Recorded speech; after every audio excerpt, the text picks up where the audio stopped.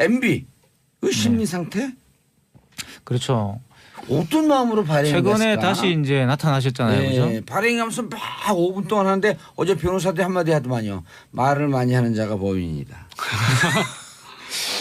뭐 어쨌든 그거는 또 수사를 지켜봐야 되지만 지금까지 여러 가지 이 심증을 굳혀주는 증거들은 나왔고요. 그리고 네. 거기에 대한 첫 번째 반응이 바로 이제 바레인으로 출국할 때 공항에서 했던 그 메시지입니다. 근데 사실 저는 그 발언을 보면서 왜 저렇게 흥분했을까라는 생각을 좀 개인적으로 했어요. 흥분이 딱 괜히 보여요? 흥분했고요. 그리고 쫄았다는 분들도 있더라고요. 네, 제 느낌으로는 뭐 그럴까지는 잘 모르겠는데 제 느낌으로는 이겁니다. 그러니까 원래 심리적으로 본다면 두 가지 정도의 그 어떤 사안에 대한 태도가 있는데 예. 일반적으로 부정하는 태도가 있죠. 부정. 그러니까 이거는 내게 아니야, 내가 한 게 아니야라고 막 이렇게 사체 자체를 그냥 인정하지 않는 것. 예. 그리고 부인이라는 것은 결정적 증거가 나와가지고 어쩔 수 없이 침묵해야 되는 경우가 있죠. 근데 이분은 아직까지 결정적 증거가 안 나왔다고 생각하는 거예요. 지금까지 상황이 그냥 우리는 나왔다고 생각하는데 또 많은 분들이 그렇게 생각하고 계신데 이분은 아직까지 그거는 결정적 증거가 아니야라고 하고 있다는 겁니다. 상당히 이제 이건 나를 이렇게 엮기 위한 정치적 보복이다 또는 뭐 감정풀이다. 사실 제가 볼 땐 정치적 보복이나 감정풀이나 사실 같은 말이잖아요. 예. 코드를 끼웠다 빼냐 이런 게 아니라 끼웠다 넣었다 하는 것은 똑같은 말이잖아요. 그렇죠? 예. 끼웠다 넣었다 한단 말이 이제 우리 경상도 사투리 중에 이 농담이 있는데 이게 사실은 보면 같은 말이거든요. 우리 감정풀이냐 정치보복은 같은 말이에요. 결국 그렇다면 본인은 이걸 감정풀이 또는 정치보복이라 생각하고 있다는 걸 또 드러낸 거죠. 예. 그래서 굉장히 지금 뭔가 분노하고 있다. 그리고 지금 현재 나와 있는 증거는 증거가 아니라고 생각한다라는 거죠. 그런데 결정적 증거가 나왔을 개연성이 무척 높죠. 사실 그렇지 않습니까? 그러니까 이미 증언이 나왔고요. 예, 그리고 대통령 지시사항이라고 하는. 네, 대통령 지시사항이고 또 정황 증거상 또 사실은 지시가 없는데 밑에서 알아서 했다. 이것도 사실 이게 사안의 엄중성으로 봤을 때는 말이 안 되죠. 예?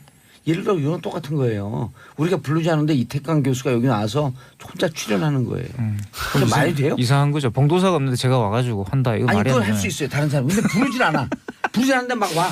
네. 아니 근데 설령 그래서 뭐 아래서 밑에서 했다 손 치더라도 예. 책임이 없는 게 아니죠. 그 당시 행정부 수장이었는데 이런 일이 벌어지고 있는 거에 대해서 뭔가 책임 있는 이야기를 내야 되지 않겠습니까? 예. 댓글 지시했냐는 기자들 질문에 상식적 질문을 하라고 역정을 내기도 했어요. 이 장면도 아주 인상적이었는데 자 상식적 질문을 하지 않는 사람들 기자로 뽑은 그 회사 뭡니까 그럼? 그러니까 본인이 그래도 과거에 대통령이었는데 자기 앞에서 그런 식으로 질문을 하는 거는 본인이 가진 상식에 맞지 않는다라는 의미가 있는 것 같고요. 그 돈 갖다 수십억, 그 수십조 갖다 쓴 건 국민들 상식에 맞나요? 네.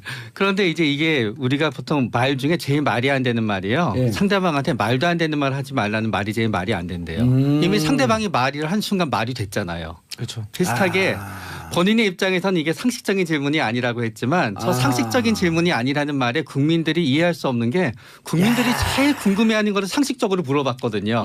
그러나 본인은 지금까지도 이거를 대놓고 당사자인 나한테 물어보는 건 상식이 아니잖아라고 생각하면서 이제 심리적으로 방어를 하는 거예요. 진짜 말도 안 되는 말이 제일 멋있네요. 저 얘기가. 아니 이게 말 같지도 않은 말을 하지 마. 하는 순간 말이 됐는데. 네. 그리고 이 모든 그 논란의 시작이 정유라 말서부터 시작된 거 아니에요? 그렇죠. 블라디미르? 네. 근데 사실 말 같지 않은 말을 왜 하겠습니까? 그럼 소는 누가 키우나 이런 얘기 나오는 거예요? 예. 아니 근데 그건 뭐 본론 빨리 들어가가지고 말 같지 않은 말을 왜 하겠어요. 그러니까 그럼요.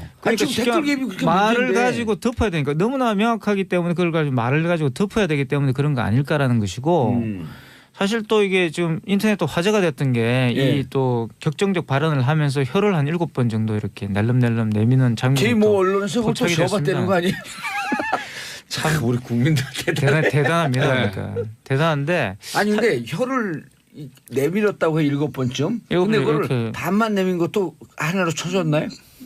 그건 자세히 모르겠어요. 7번째 내면서. 근데 평소에 사실 좀 제가 관찰해 본 바로는 뭐 저도 그걸 왜 관찰하고 있었는지 모르겠지만 관찰을 해본 바로는 혀를 자주 내밉니다 이분이 평소에도. 그런데 이제 혀를 내밀 때 보면은 대통령 연설할 때 혀를 내밀진 않아요 이분이. 굉장히 뭔가 좀 그 아까 말 같지 않은 말을 할 때 불안할 때. 예, 그 불안한지는 잘 모르겠어요. 그건 뭐 최 원장님 잘 아실 것 같고. 예. 그러니까 이게 이제 신체적인 부분이랑 습관이랑 심리적인 게 합쳐지는 건데요. 예. 나이가 들게 되면은 침샘이 말라요. 그러니까 침이 조금씩 말라요, 진짜. 그러다가 보니까 이제 이게 뭔가 있네요, 그러니까. 하다가 보니까 본인은 혀를 내미는 게 아니라 침을 묻히기 위해서 움직이게 되는 게 굉장히 본인이 불안하지 않을 땐 통제가 되는데 예. 불안하다 보면은 그게 이제 넘어가게 되는 법이 있고요. 또 다른 가능성은 이제 우리가 어느 정도 나이가 들게 되면 손을 떠는 사람도 있듯이 예. 말을 할 때 약간 본인도 모르게 혀가 약간 불수의적으로 움직이는 분도 있어요. 그런데 그런 것들이 불안하게 되면 조금 더 강화가 되고요. 그런 것들이 이제 섞여져 있었던 게 아닌가라는 생각이 돼요. 7번 내민 거는 역대 같은 시간 짧은 시간 내에 최장 기록이야 그러거든요. 네, 그러니까 보통 그거를 예. 대통령 하시면서 쭉 이렇게 연설도 많이 하셨기 때문에 본인이 내밀면은 아마 본인이 알 거예요. 보통 때는 왜 이러지? 뭐 저도 항상 눈 껌뻑껌뻑하면서 다니지만 예, 너무 많이 왜 껌뻑껌뻑 그래요? 틱이에요. 틱. 가벼운 틱이 있는 거예요, 사실. 원래 사람들 대부분 있죠. 남자들 얘기할 때 머리 이렇게 채머리 흔든다 그러잖아요. 이렇게 흔들면 그게 그것도 틱이 틱일 수도 있고 초기 중풍의 시작이 그 징후라고 아니요. 하는 분도 있죠. 초기 중풍일 가능성은 매우 낮고요. 아 그래요? 틱이죠. 여기가 원장님이신지. 네, 막 어렸을 때는 더 심한 틱이 있었는데 틱이 보통 그 초등학교 지나가면서 저절로 좋아지거든요. 좋아지지만 매우 긴장될 때는 잠깐 나오는 거예요. 제가 말할 때 습관 좀 진단 좀 해주세요. 아주 좋으신데요. 아니, 전 말할 때 네. 웃으면서 상대방을 사랑하는 마음으로 이렇게 얘기를 하거든요. 네. 왜 그런 습관이 나왔지? 그건 아까 말했듯이 마음이 넓고 하얗기 때문에 그런 경우가 생겨요. 전문용어로 깔때기 틱이라고 그래요. 깔때기가 틱이에요. 깔때기 틱, 깔틱. 깔틱이야. 정말 깔틱이 심하죠. 네, 깔틱이 심해요. 이명박 전 대통령이 바레인에 도착하고 나서도 페이스북에 글을 올렸어요. 잘 도착했다고 물어본 사람 없거든요. 그렇죠. 이렇게 이게 저도 이제 가봤는데요. 역시 네. 올렸더라고요. 저는 혹시나 해서 가봤었거든요. 역시 올렸어요. 불안해서 그런 거예요. 네, 저도 오늘 방송 준비한다고 가봤는데 불안하다기보단 계속 관심이 있는 거죠. 그 공항에서 발언도 준비된 정확하면 공항에서 발언이 준비된 거라는 겁니다. 준비된 것이고 그 반향을 한번 점검해 보고 싶은 마음이 있는 거예요. 예. 그래서 페이스북에 올린 거고 왜냐하면 공항에서의 발언은 나름대로 계산이 됐다고 저는 생각을 하는데 정치 보복이냐 감정풀이냐 이 말은 사실 뭐냐 그러면 세간에 이 정부에 대해서 가지고 있는 어떤 그런 선입견들 이 정부가 들었으면은 분명히 뭔가를 할 거라는 어떤 선입견들을 이용해서 자기를 지지하는 어떤 결집 기반들을 다시 만들려고 하는 그런 거라 볼 수 있어요. 보수의 어떤 결집을 통해서 자기가 이 위기 국면을 좀 빠져나가고 싶다. 라는 그런 계산이 있는 거 아닌가 이런 생각이 듭니다. 최명희 원장님, 여론 댓글을 통해서 여론 조작을 하려고 그랬어요? 이 심리가 뭐죠 도대체? 이래 된다고 봤을까? 제가 그 이명박 대통령의 그 회고록을 제가 한번 읽어봤었어요. 대통령의 시간이요? 네. 다 저번에 손님이 읽어봤어요. 없나 참 시간이 많으신 분이. 아니에요. 그래도 나중에 장기적으로 고객이 될 수도 있으니까. 아니에요. 쭉 읽어봤는데요. 상담하고 오셔야 되잖아요. 광우병 파동에 대한 트라우마는 지금도 상당하시더라고요. 그 회고록을 쓸 때도. 저 고기 안 드신대요 지금? 소고기? 소고기 드실 것 같은데. 네. 그러면서 그 트라우마는 진짜 상당해서 진짜 억울한 마음이 본인의 입장에서 있을 수 있지요. 그렇기 때문에 그게 결국 어떻게 생각하게 되냐 하면은 본인은 여론 조작을 당했다고 생각하게 되었을 거예요. 어떤 본인의 입장에서는 광우병 파동 자체가 결국은 우리가 광우병으로 우리나라에서 아무런 일이 사고가 난 게 없었잖아요. 그 30년 뒤에 나타나잖아요. 네. 그러나 여태까지는 없다가 보니까 본인의 입장에서는 광우병 파동에 대해서 본인이 어떤 그 행정부 자체가 민심을 잘못 파악했구나라고 느끼는 게 아니라 사실이 호도되면서 우리가 당했다라고 느끼게 되면서 대통령이 직접 지시했는지 아닌지는 우리가 수사 결과 봐야 되지만 전반적인 행정부의 분위기는 뭔가 하면은 잘못된 여론에 맞서기 위해서는 여론 조작을 하더라도 이건 정당한 거야. 라는 생각을 가지게 된 부분이 그렇죠. 있고요. 정당하다. 근데 이게 조작이 가능할 거다라고 생각했냐 이게 궁금해요. 그러나 그 입장에서는 뭐라도 안 해볼 수는 없어요. 이거는 진짜 새로운 국면이었거든요. 왜냐하면은 우리가 그동안 시위를 하거나 그런 거는 무슨 정치적인 이슈에 대해서 시위를 했지만 이 광우병으로 시위를 한 것도 새로운 국면. 당시에 처음 촛불도 새로운 국면이었기 때문에 새로운 국면에 대해서는 일단 그게 가능성이 있건 없건 시도를 갖다 해봐야 된다고 그들은 생각했을 거예요 아마. 그러나 결국 시도를 한 결과는 결국은 실패한 거로 나왔죠. 저는 이제 이렇게 보는데요. 이제 그 2008년 그 이른바 촛불이 이명박 정부의 우경화를 낳았다고 저는 생각을 하고요. 이명박 정부가 초창기에 이렇게 그 취임했을 경우에는 상당히 많은 그런 약간 그 중도 진보의 어떤 그런 입장들의 정책들을 많이 이야기했습니다. 그러니까. 예. 그리고 또 실질적으로 이명박 전 대통령이 그런 인맥들이 있기도 있어요. 왜냐하면 이번에 6.3 반대 시위도 주도하고 했기 때문에 예. 이분 인생이 바뀐 것은 사실 그 박정희 대통령 전 대통령한테 편지를 보내가 현대에 입사하는 거거든요. 예. 그때부터 이 사람이 어떤 그 이 쉽게 말하면 전향이 일어난다 볼 수가 있는데 그 이전에는 또 그 나름대로의 또 6.3 반대 시위에 그런 인맥들이 있었어요. 그렇기 때문에 상당히 양가적인 입장을 가지고 있었는데 2008년 촛불이 나면서 뜨거한 거죠. 그리고 그 당시에 이명박 정부를 지지하고 있던 여러 세력 중에서 예. 이 여론 조작이라든가 이런 데 쉽게 말하면 도 같은 사람도 있지 않았겠어요. 과거에 어떤 운동권 출신들이 많이 갔다는 거 아니에요? 그러니까 그 변심해서 의견을 한 거죠.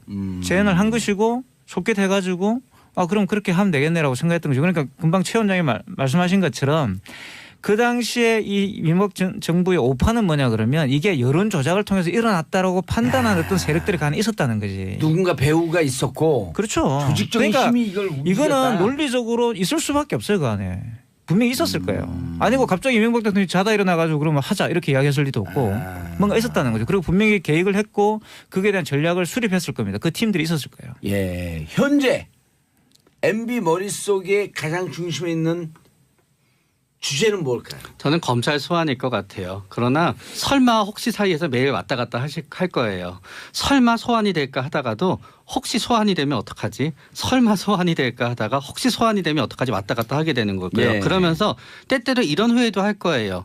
그때 만약에 내가 노무현 대통령을 검찰 소환하지 않았다 그러면은 나도 지금 이런 걱정을 안 해도 될 텐데라고 생각할지도 몰라요. 왜냐하면 본인은 여기에 대해서 아까 감정풀이와 정치보복을 했는데 이 두 가지 용어가 같은 듯하면서 약간 달라요.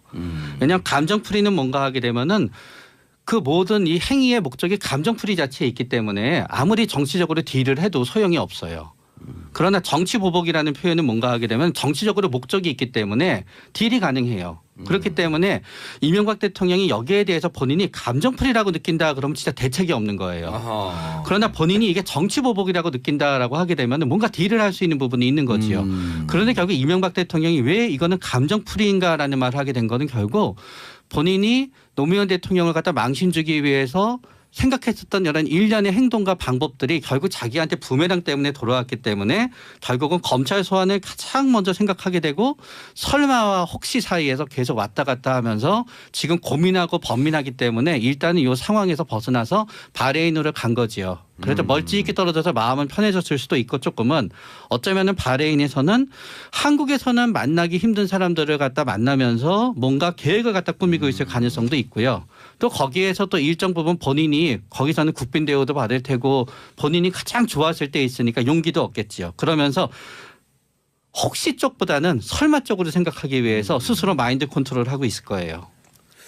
그런데 진짜 그 발해는 왜 나왔을까요? 변호사 그 여러 가지 설이 있던데 변호사들하고 대책회의를 하러 갔을 것이다 아니면 돈 관리를 하러 갔을 것이다 뭐 여러 가지 설인데 이태경 교수님 말 그대로 설이고요. 저는 이제 이분이 항상 정치적 위기가 왔을 때 항상 어디를 나갔습니다. 나갔다 돌아오면서 생각을 정리하고 또 이제 기존에 있던 여론들이 약간 잠잠해질 때 들어오는 경향이 있거든요. 예. 저는 이번에 나가서 안 들어올 수도 있다고 저는 생각을 해요. 근데 분명히 경우에 돌아온다 따라서 그랬잖아요. 돌아온다 그러고 돌아오는 이유는 이제 그에 대한 준비를 마치고 오겠죠. 그러니까 저는 이분의 계산은 사실 이분은 뭐냐 그러면 그 사실 박근혜 정부가 쉽게 댓글 지금 증거가 나온 그런 여러 가지 사건들을 보시면은 박근혜 정부가 들어서는데 도움을 주겠다라는 의지가 확실하게 있었던 거 아닙니까? 예. 그 이유는 금방 최 원장이 말씀하셨던 것처럼 자기에게 이렇게 쏟아지는 여러 가지 이 비난의 어떤 시선들을 사실은 잠재우겠다라는 것이에요. 나름대로 대계를 세웠는데 그 대계가 완전히 실패를 한 것이고 최대의 위기죠. 제가 볼 때는 지금까지 자기가 해왔던 그 모든 것들이 일순간에 이제 무너질 수 있는 최대의 위기가 왔기 때문에 물론 그런 일을 안 했어야 되는데 이분이 그걸 보존하고 싶었으면 그런데 그런 일을 했다는 여러 가지 정황들이 지금 나오고 있기 때문에 이분 입장에 굉장히 큰 위기예요. 그래서 가서 정리를 하고 자기가 살 수 있는 길은 역시 정치적 돌파밖에 없다고 생각할 것이고 그 지리멸렬에 빠진 보수를 다시 재건해서 자기가 어떻게 해보겠다. 물론 저는 굉장히 요원하지 않을까라는 생각이 듭니다. 진짜 돌아오겠죠?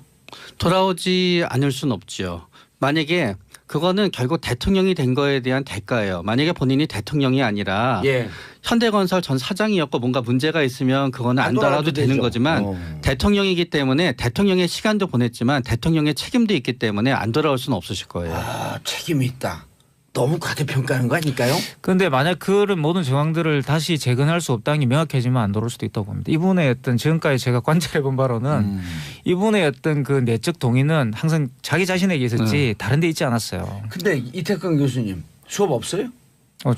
곧 가야 됩니다. 수업하러. 근데 왜 이분은 관찰하세요? 시간 많아요? 항상 가보면 제가 일단 그 자서전 이야기를 하셨는데 제가 예. 자서전 읽어봤거든요. 대통령 자서전은 영어로 출간된 거예요. 영어로 출간된 거예요. 영어로 출간된 것도 영어로 읽어봤어요? 아마존에 출간된 전 신기해서 한번 읽어봤어요. 읽어봤는데 왜냐 아마존의 베스트셀러였거든요 그 당시에. 예. 영국에서 몇 년 공부했어요? 영국에서 5년 공부했어요. 그래, 영어를 그렇게 일단 잘해? 이야기를 끝내고 그 영어 자서전을 왜 출간했을까 예. 저는 궁금증이었는데 그게 사실 자기의 로비스트에 대한 그 이력서예요. 내가 누구누구를 알고 누구누구가 만났고 주로 중동에 대한 예. 이야기입니다. 그 바레인을 간 것도 사실은 그거죠. 그러니까 외국의 기업들 나한테 빨대 대고 나를 로비스트로 써라. 예. 그 이런 뜻이 내용이 없었다? 다 나와요. 그 내용이 다 나와요. 그래서 수자원과 관련된 예. 그게 4대강이에요. 야. 4대강을 팔고 있는 거 자기 경력으로. 8220님 팟캐스트로 듣고 있다가 버스 탔는데 군포에서 강남 가는 6501 버스에서 정치쇼 나오네요. 박사님들 말씀 너무 재미있고 봉도사님 목소리 라디오 스피커로도 멋져요. 땡큐 피스 코리아. 이거 끝날 때 하는 거죠. 땡큐 크리스마스. 자, 아니 안 끝났어요. 계속 할 거야. 노래 틀지 마세요. 예. 우리 지금 할 얘기가 많은데 자꾸 노래를 틀려고 그래. 자, 박사님. 박사도 아니고요. 어디가 박사지? 저쪽은 박사고 여기 원장. 저는 박사학위가 예, 없어요. 원장님. 네. 근데 진짜 우리가 이렇게 하면 사람들이 농담하는 줄 아는데 여기 방송에서 농담할 수 없잖아요. 혀가 나온 거로 기사한 그 기자의 심리는 또 뭘까? 그 기자는 왜 기사냈을까? 그거 이분이 긴장할 때 혀가 나온다. 여기에 착안을 한 걸까? 일단은 그 모습이 굉장히 평상시와 다르다는 느낌을 받았을 거고요. 또 어떤 의미에서 결국 그 혀가 나온 사진 하나로 이명박 대통령의 모든 의도가 완전 무너진 거예요. 본인은 사람들이 콘텐츠를 봐주기 바랬지만 결국은 어떤 의미에서는 조롱이 되어버린 거죠. 그래서 굉장히 속상할 거예요. 달을 가르치고 있었는데 사람 달을 보지 않고 그 손가락 사이 끝에 낀 때를 보고 네. 있었네. 와. 참 예? 이렇게 많은 사람들이 주목을 받으시면서 출국을 하시니 예. 정말 감회가 새롭네요. 빨리 돌아오셔야 될 것 같은데. 근데 아까 저는 이태광 교수님이 얘기하길래 제가 이제 별로 이태광 교수님 평상시에 좋아하잖아요. 이상한 문법인데요. 그래갖고 별로 신경을 안 썼는데 정말 증거가 안 나왔다고 생각을 할까? 그랬어요. 저는 그렇게 생각해요. 그리고 왜냐하면 보수를 결집해야 되니까 보수를 결집하기 위해서는 내가 결백하다. 나는 이노선트하고 나를 구해달라. 근데 라는 메시지죠. 이명박 전 대통령 보수를 결집시키기 쉽지 네, 않은 게 쉽지 않아요. 왜 그러냐면 이분이 무척 짜요. 네네. 보수를 결집시키려면 보수를 좀 줘야 될 거 아니에요. 그렇습니다. 직원들한테도 보수도 잘 네. 주고 근데 돈을 쓰질 않는 거예요. 들어간 사람이 들어가자마자 딱 하는 게 네. 내가 계속 여기 이 바닥에 있어봐야 저 양반이 나중에 나 먹여 살릴 것 같지가 않아. 그냥 다 푸는 거예요. 맞아요. 그 심리가 맞지 않나요? 맞습니다. 예. 그리고 이명박 대통령을 뽑았을 때 이 사람들의 마음은 지도자를 뽑았던 게 아니라 그렇죠. 대한민국에 돈을 많이 벌어준 사장을 갖다 뽑는 마음으로 뽑았던 분이 많아요. 맞아요. 여러분 부자 되세요. 그 심정을 네. 뽑은 거 아니에요. 근데 부자가 못 됐기 때문에 지도자를 뽑았으면은 결과가 어찌 되었든 간에 최소한의 지지층이 남게 되는데 그렇기 때문에 우리는 사장을 뽑았는데 사장이 주주의 약속을 못 지켰기 때문에 주주들이 남아나지가 않게 되는 사장 거예요. 해고. 정부의 우경화를 나왔다고 저는 생각을 하고요. 이명박 정부가 초창기에 이렇게 그 취임했을 경우에는 상당히 많은 그런 약간 그 중도 진보의 어떤 그런 입장들의 정책들을 많이 이야기했습니다. 그러니까. 예. 그리고 또 실질적으로 이명박 전 대통령이 그런 인맥들이 있기도 있어요. 왜냐하면 이번에 6.3 반대 시위도 주도하고 했기 때문에 예. 이분 인생이 바뀐 것은 사실 그 박정희 전 대통령한테 편지를 보내가 현대에 입사하는 거거든요. 예. 그때부터 이 사람이 어떤 그 이 쉽게 말하면 전향이 일어난다고 볼 수가 있는데 그 이전에는 또 그 나름대로의 또 6.3 반대 시위에 그런 인맥들이 있었어요. 그렇기 때문에 상당히 양가적인 입장을 가지고 있었는데 2008년 촛불이 나면서 뜨거한 거죠. 그리고 그 당시에 이명박 정부를 지지하고 있던 여러 세력 중에서 예. 이 여론 조작이라든가 이런 데 쉽게 말하면 도 같은 사람도 있지 않았겠어요. 과거에 했던. 문도코 출신들이 많이 갔다는 거 아니에요? 그러니까 변심해서. 의견을 한 거죠. 제안을 한 것이고 속깃해가지고 그럼 그렇게 하면 되겠네라고 생각했던 거죠. 그러니까 금방 최 원장이 말씀하신 것처럼 그 당시에 이 이명박 정부의 오판은 뭐냐 그러면 이게 여론 조작을 통해서 일어났다라고 판단하는 어떤 세력들이 간에 있었다는 거지. 누군가 배우가 있었고. 그렇죠. 조직적인 그러니까 힘이 이걸 움직였다. 이거는 논리적으로 있을 수밖에 없어요. 그 안에. 분명히 있었을 거예요. 아니고 갑자기 이명박 대통령이 자다 일어나가지고 그러면 하자 이렇게 이야기했을 리도 없고 뭔가 있었다는 거죠. 그리고 분명히 계획을 했고 그에 대한 전략을 수립했을 겁니다. 그 팀들이 있었을 거예요. 예, 현재 MB 머릿속에 가장 중심에 있는 주제는 뭘까요? 저는 검찰 소환일 것 같아요. 그러나 설마 혹시 사이에서 매일 왔다 갔다 할 거예요. 설마 소환이 될까 하다가도 혹시 소환이 되면 어떡하지? 설마 소환이 될까 하다가 혹시 소환이 되면 어떡하지? 왔다 갔다 하게 되는 거고요. 네. 그러면서 때때로 이런 후회도 할 거예요. 그때 만약에 내가 노무현 대통령을 검찰 소환하지 않았다 그러면은 나도 지금 이런 걱정을 안 해도 될 텐데라고 생각할지도 몰라요. 왜냐하면 본인은 여기에 대해서 아까 감정풀이와 정치보복을 했는데 이 두 가지 용어가 같은 듯하면서 약간 달라요.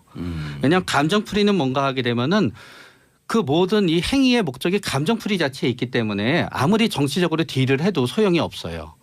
그러나 정치보복이라는 표현은 뭔가 하게 되면 정치적으로 목적이 있기 때문에 딜이 가능해요. 그렇기 때문에 이명박 대통령이 여기에 대해서 본인이 감정풀이라고 느낀다 그러면 진짜 대책이 없는 거예요. 아하. 그러나 본인이 이게 정치보복이라고 느낀다라고 하게 되면 뭔가 딜을 할 수 있는 부분이 있는 거지요.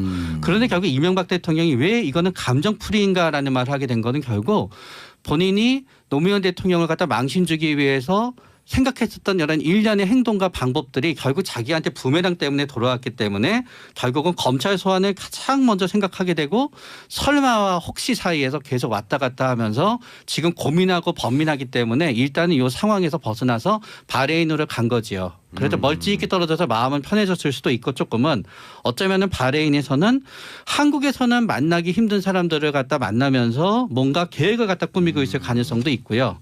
또 거기에서 또 일정 부분 본인이 거기서는 국빈 대우도 받을 테고 본인이 가장 좋았을 때 있으니까 용기도 얻겠지요. 그러면서 혹시 쪽보다는 설마 쪽으로 생각하기 위해서 스스로 마인드 컨트롤을 하고 있을 거예요.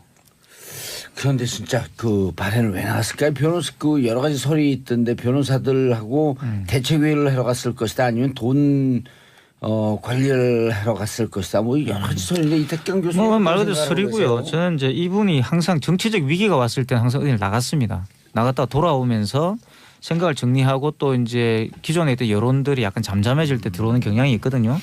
예. 저는 이번에 나가서 안 들어올 수도 있다고 저는 생각을 해요. 근데 분명히 경우에 돌아온다 따라서. 그랬잖아요. 돌아온다고 그러고 갔는데 돌아오는 이유는 이제 그에 대한 준비를 마치고 오겠죠. 그러니까 저는 이분의 계산은 사실 이분은 뭐냐 그러면 그 사실 박근혜 정부가 쉽게 댓글 지금 증거가 나온 그런 여러 가지 사건들을 보시면은 박근혜 정부가 들어서는데 도움을 주겠다라는 의지가 확실하게 있었던 거 아닙니까? 예. 그 이유는 금방 최 원장이 말씀하셨던 것처럼 자기에게 이렇게 쏟아지는 여러 가지 이 비난의 어떤 시선들을 사실은 잠재우겠다라는 것이에요. 나름대로 대계를 세웠는데 그 대계가 완전히 실패를 한 것이고 최대의 위기죠. 제가 볼 때는 지금까지 자기가 해왔던 그 모든 것들이 일순간에 이제 무너질 수 있는 최대의 위기가 왔기 때문에 물론 그런 일을 안 했어야 되는데 이분이 그걸 보존하고 싶었으면 그런데 그런 일을 했다는 여러 가지 정황들이 지금 나오고 있기 때문에 이분 입장에 굉장히 큰 위기예요. 그래서 가서 정리를 하고 자기가 살 수 있는 길은 역시 정치적 돌파밖에 없다고 생각할 것이고 그 지리멸렬에 빠진 보수를 다시 재건해서 자기가 어떻게 해보겠다.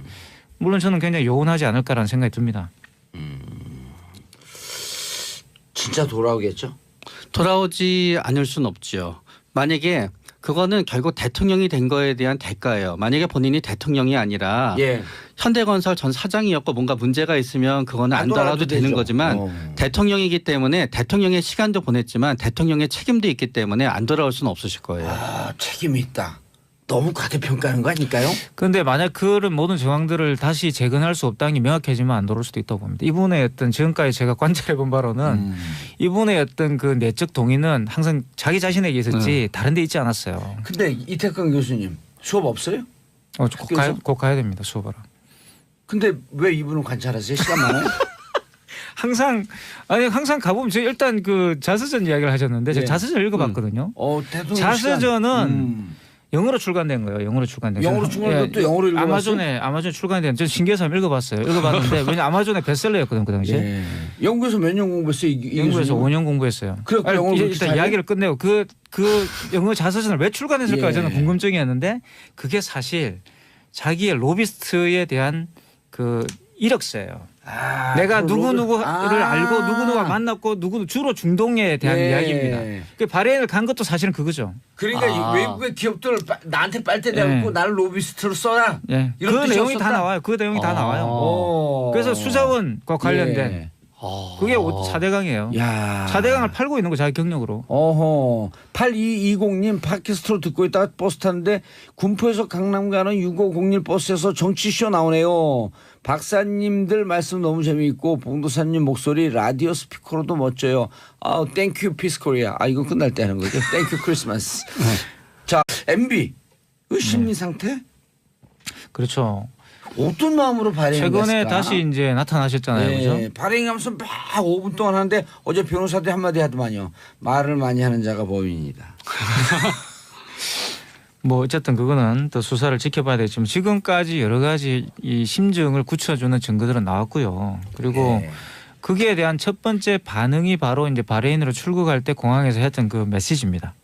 근데 사실 저는 그 발언을 보면서 왜 저를 흥분했을까라는 생각을 좀 개인적으로 했어요. 괜히 흥분했고요. 그리고 쫄았다는 분들도 있더라고요. 제 느낌으로는 뭐 그럴까지는 잘 모르겠는데 제 느낌으로는 이겁니다. 그러니까 원래 심리적으로 본다면 두 가지 정도의 그 어떤 사안에 대한 태도가 있는데 일반적으로 부정하는 태도가 있죠. 그러니까 이거는 내게 아니야. 내가 한 게 아니야라고 막 이렇게 사체 자체를 그냥 인정하지 않는 것. 그리고 부인이라는 것은 결정적 증거가 나와가지고 어쩔 수 없이 침묵해야 되는 경우가 있죠. 근데 이분은 아직까지 결정적 증거가 안 나왔다고 생각하는 거예요. 지금까지 상황. 그냥 우리는 나왔다고 생각하는데 또 많은 분들이 그렇게 생각하고 계신데 이분은 아직까지 그거는 결정적 증거가 아니야라고 하고 있다는 겁니다. 상당히 이제 이건 나를 엮기 위한 정치적 보복이다. 또는 뭐 감정풀이다. 사실 제가 볼 땐 정치적 보복이나 감정풀이나 사실 같은 말이잖아요. 코드를 끼웠다 빼냐 이런 게 아니라 끼웠다 넣었다 하는 것은 똑같은 말이잖아요. 그렇죠? 끼웠다 넣었다 한단 말이 이제 우리 경상도 사투리 중에 이 농담이 있는데 이게 사실은 보면 같은 말이거든요. 우리 감정풀이냐 정치보복은 같은 말이에요. 결국 그렇다면 본인은 이걸 감정풀이 또는 정치보복이라고 생각하고 있다는 걸 또 드러낸 거죠. 그래서 굉장히 지금 뭔가 분노하고 있다. 그리고 지금 현재 나와 있는 증거는 증거가 아니라고 생각한다라는 거죠. 그런데 결정적 증거가 나왔을 개연성이 무척 높죠. 사실 그렇지 않습니까? 그러니까 이미 증언이 나왔고요. 그리고 대통령 지시사항이라고 하는. 대통령 지시사항이고 또 정황 증거상 또 사실은 지시가 없는데 밑에서 알아서 했다. 이것도 사실 이게 사안의 엄중성으로 봤을 때는 말이 안 되죠. 예를 들어 이건 똑같은 거예요. 우리가 부르지 않은데 이태강 교수가 여기 나와서 혼자 출연하는 거예요. 그럼 말이 돼요? 이상한 거죠. 봉도사가 없는데 제가 와가지고 한다. 이거 말이 안 돼요. 그걸 할 수 있어요. 다른 사람. 근데 부르질 않아. 부르지 않는데 막 와.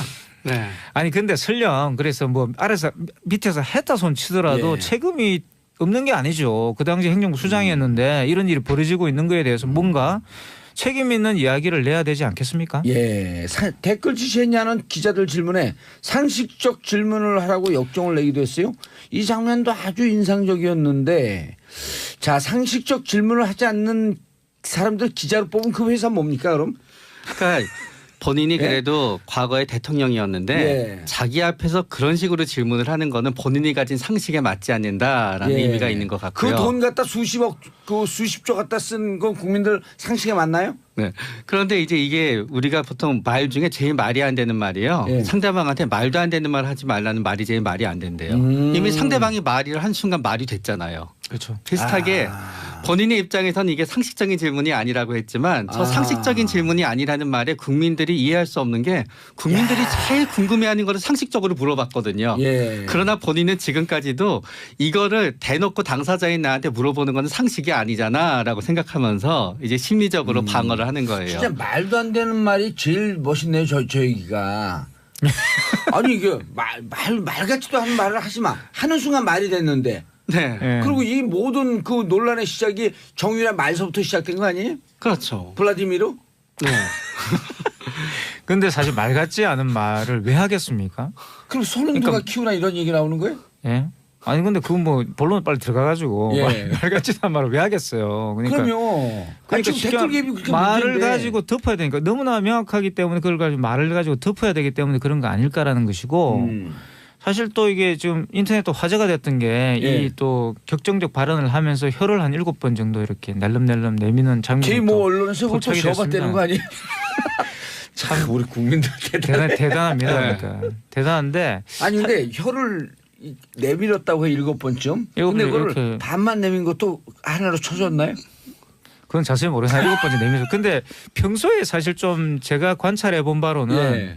뭐 저도 그걸 왜 관찰하고 있었는지 모르겠지만 관찰을 해본 바로는 혀를 자주 내밉니다 이분이 예. 평소에도. 그런데 이제 혀를 내밀 때 보면은 대통령 연설할 때 혀를 내밀진 않아요 이분이. 굉장히 뭔가 좀 그 아까 말 편안하게. 같지 않은 말을 할 때. 불안할 때. 예, 그 불안한지는 잘 모르겠어요. 그건 뭐 최 원장님 잘 아실 것 같고. 예. 그러니까 이게 이제 신체적인 부분이랑 습관이랑 심리적인 게 합쳐지는 건데요. 예. 이 나이가 들게 되면은 침샘이 말라요. 그러니까 침이 조금씩 말라요, 진짜. 그러다가 보니까 이게 뭔가 있네요, 그러니까. 하다가 보니까 본인은 혀를 내미는 게 아니라 침을 묻히기 위해서 움직이게 되는 게 굉장히 본인이 불안하지 않을 땐 통제가 되는데 예. 불안하다 보면은 그게 이제 넘어가게 되는 법이 있고요. 또 다른 가능성은 이제 우리가 어느 정도 나이가 들게 되면 손을 떠는 사람도 있듯이 예. 말을 할 때 약간 본인도 모르게 혀가 약간 불수의적으로 움직이는 분도 있어요. 그런데 그런 것들이 불안하게 되면 조금 더 강화가 되고요. 그런 것들이 이제 섞여져 있었던 게 아닌가라는 생각이 돼요. 7번 내민 거는 역대 같은 시간 짧은 시간 내에 최장 최장 기록이라 그러거든요. 네, 그러니까 보통 그거를 예. 대통령 하시면서 쭉 이렇게 연설도 많이 하셨기 때문에 본인이 내밀면은 아마 본인이 알 거예요, 보통 때는. 왜 이러지? 뭐 저도 항상 눈 껌뻑껌뻑하면서 다니지만 예, 너무 많이 왜 껌뻑껌뻑 그래요? 틱이에요. 가벼운 사실 틱이 있는 이제. 거예요, 사실. 원래 사람들 대부분 있죠. 남자들 얘기할 때 머리 이렇게 채머리 흔든다 그러잖아요. 이렇게 흔들면 그게 그것도 틱이 틱일 수도 있고 초기 중풍의 시작이 이게 징후라고 아니요. 하는 분도 있죠. 초기 중풍일 가능성은 매우 낮고요. 아 그래요? 틱이죠. 여기가 원장님이신지. 네, 막 어렸을 때는 더 심한 틱이 있었는데 틱이 보통 그 초등학교 지나가면서 저절로 좋아지거든요. 좋아지지만 매우 긴장될 때는 잠깐 나오는 나오고. 거예요. 제가 말할 때 습관 좀 진단 좀 해주세요.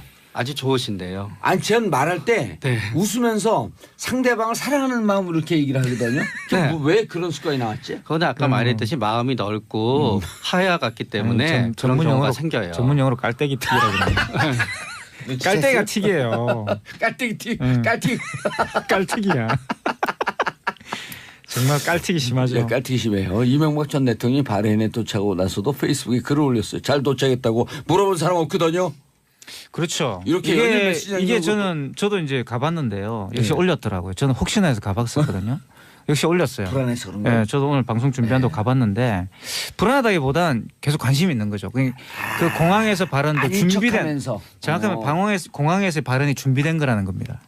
준비된 것이고 그 반향을 한번 점검해보고 싶은 마음이 있는 거예요. 예. 그래서 페이스북에 올린 거고 왜냐하면 공항에서의 발언은 나름대로 계산이 됐다고 저는 생각을 하는데 정치 보복이냐 감정풀이냐 이 말은 사실 뭐냐 그러면 네. 세간에 이 정부에 대해서 가지고 있는 어떤 그런 선입견들 이 정부가 들었으면은 분명히 뭔가를 할 거라는 어떤 선입견들을 이용해서 자기를 지지하는 어떤 결집 기반들을 다시 만들려고 하는 그런 거라 볼 수 있어요. 보수의 어떤 결집을 통해서 자기가 이 위기 국면을 좀 빠져나가고 싶다라는 그런 계산이 있는 거 아닌가 이런 생각이 듭니다. 최명희 원장님, 여론 댓글을 통해서 여론 조작을 하려고 그랬어요. 이 심리가 뭐죠 도대체? 이래 된다고 봤을까? 제가 그 이명박 대통령의 그 회고록을 제가 한번 읽어봤었어요. 대통령 시간이요? 네. 병원에 손님이 읽어봤어요. 없나 참 시간이 많으신 분이. 아니에요. 그래도 나중에 장기적으로 고객이 될 수도 있으니까. 아니에요. 쭉 상담을 읽어봤는데요. 오셔야 되잖아. 광우병 파동에 대한 트라우마는 지금도 상당하시더라고요. 그 회고록을 쓸 때도. 맞아. 저 고기를 안 드신대요 지금? 소고기? 소고기 드실 것 같은데. 네. 그러면서 그 트라우마는 진짜 상당해서 진짜 억울한 마음이 본인의 입장에서 있을 수 있지요. 그렇기 때문에 그게 결국 어떻게 생각하게 되냐 하면은 본인은 여론 조작을 당했다고 생각하게 되었을 거예요. 네? 본인의 입장에서는 광우병 파동 자체가 결국은 우리가 광우병으로 우리나라에서 아무런 사고가 난 게 없었잖아요. 그 30년 뒤에 나타나잖아요. 그러나 여태까지는 없다가 보니까 본인의 입장에서는 광우병 파동에 대해서 본인이 어떤 그 행정부 자체가 민심을 잘못 파악했구나라고 느끼는 게 아니라 사실이 호도되면서 우리가 당했다라고 느끼게 되면서 대통령이 직접 지시했는지 아닌지는 우리가 수사 결과 봐야 되지만 전반적인 행정부의 분위기는 뭔가 하면은 잘못된 여론에 맞서기 위해서는 여론 조작을 하더라도 이건 정당한 거야. 라는 생각을 가지게 된 부분이 그렇죠. 있고요. 정당하다. 근데 이게 조작이 가능할 거다라고 생각했냐 이게 궁금해요. 그러나 그 입장에서는 뭐라도 안 해볼 수는 없어요. 이거는 진짜 새로운 국면이었거든요. 왜냐하면은 우리가 그동안 시위를 하거나 그런 거는 무슨 정치적인 이슈에 대해서 시위를 했지만 이 광우병으로 시위를 한 것도 새로운 국면. 당시에 처음 촛불도 새로운 국면이었기 때문에 새로운 국면에 대해서는 일단 그게 가능성이 있건 없건 시도를 갖다 해봐야 된다고 그들은 생각했을 거예요 아마. 그러나 결국 시도를 한 결과는 결국은 실패한 거로 나왔죠. 저는 이제 이렇게 보는데요. 이제 그 2008년 그 이른바 촛불이 이명박